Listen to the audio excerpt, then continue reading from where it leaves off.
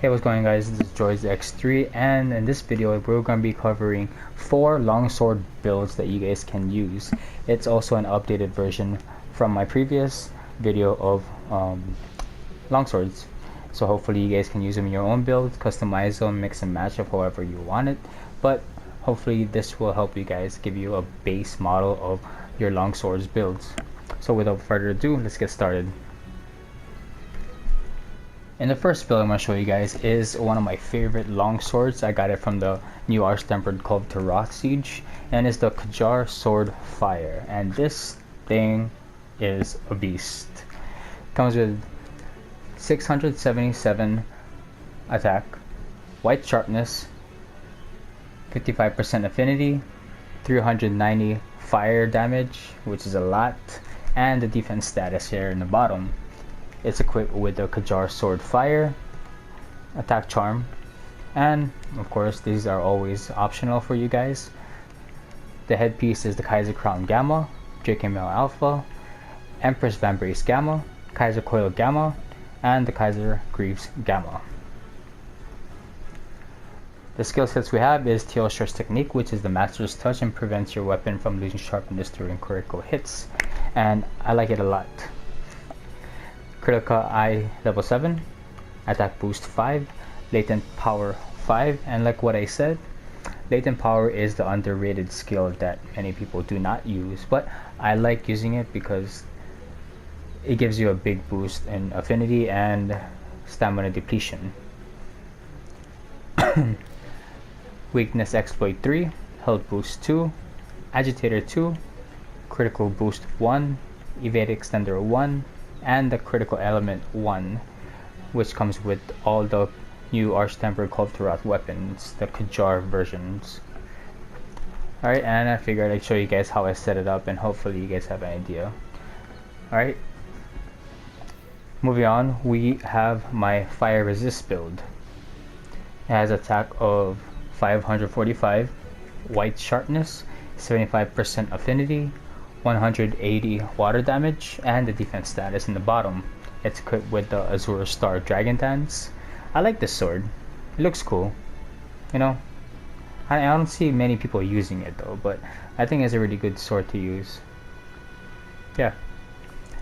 Attack Charm 3, Kaiser Crown Gamma, Zoro Hide Gamma, Kaiser Vambrace Gamma, Kaiser Coil Gamma, and the Empress Greaves Alpha. The skill sets we have the Tail Stress Technique 3, Master's Touch, Critical Eye 7, Attack Boost 5, Fire Resistance 3. Since this is a fire build, I always have this. Plus, having it at level 3 gives you an extra plus 10 defense. Weakness Exploit 3, Latent Power 3, Tremor Resistance 2, Health Boost 2, Wide Range 2, and Critical Boost 1. And this is how I set up the jewels. And yeah, it's augmented with the affinity increase and the health regen. Next we have the Vaal Hazak set that I use whenever I'm fighting Vaal Hazak.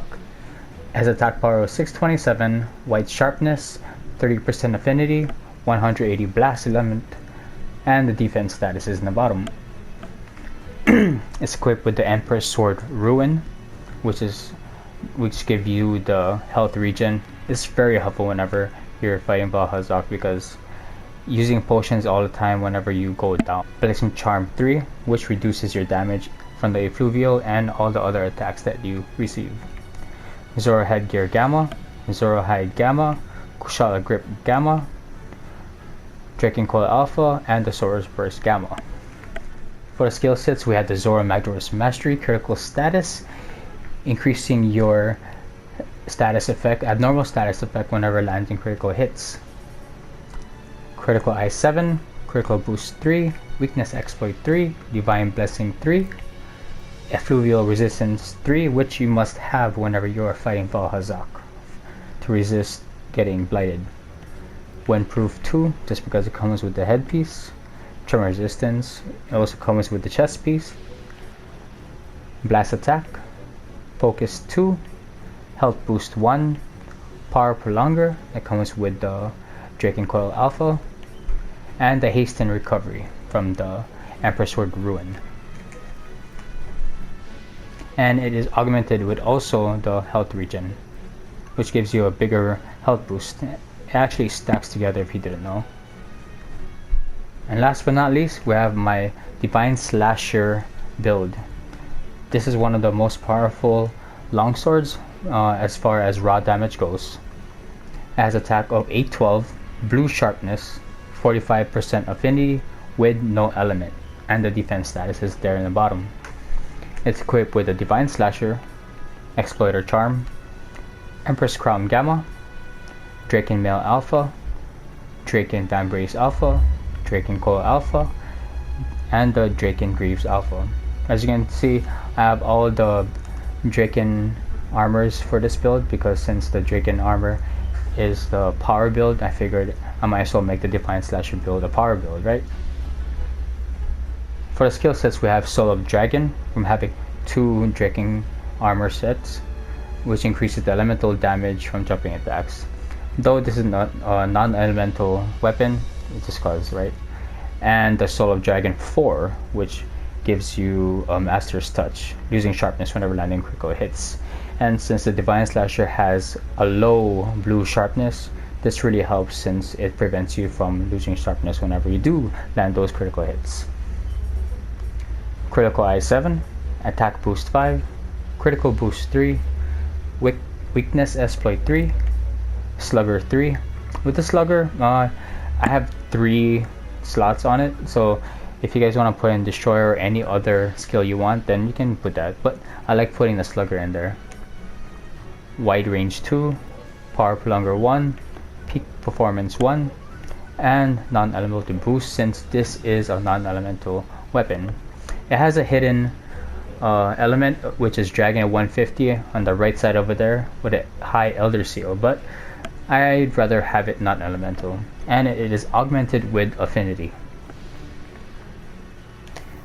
And here is the setup that I did, if you guys are curious about it. Alright, so that's the 4 longsword builds that I have for you guys until any more monsters come out and their armor sets come out.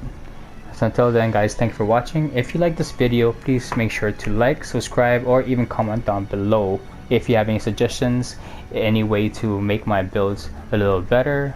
But yeah, hopefully this helped you guys. Alright, thanks for watching guys. See you next time.